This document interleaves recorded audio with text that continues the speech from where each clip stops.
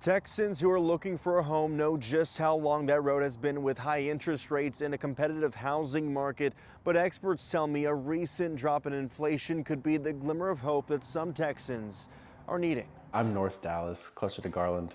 That's where all the nice homes are. It's not unusual to catch Logan Burke checking out home prices on Zillow. I'm going to be working for years before I can buy a home, or the homes I could afford soon, or ones that I'd have to sink tons of money in just to fix them. That's because right now interest rates are too high and those home prices aren't cheap. Resignation, because it's just kind of one of those things, it's the way it is right now. But there may be hope on the horizon. In December, 30-year mortgage interest rates dropped below 7% for the first time since August 2023, according to the National Association of Realtors. Fed believes that they're at a point where they can stop the raising and perhaps let the economy work itself through this. Cliff Freeman is engulfed in the housing world. He says the steady decline in fixed 15 and 30-year mortgage rates, along with more supply, should reignite the housing market.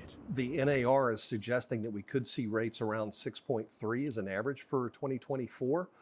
It's at that point and a little lower where we're going to be able to get more people off of the fence. With the NAR also predicting Austin and Dallas to be the top housing markets in 2024, Freeman says the time is now to buy a home. When the train leaves the station, you're going to want to be on it this time.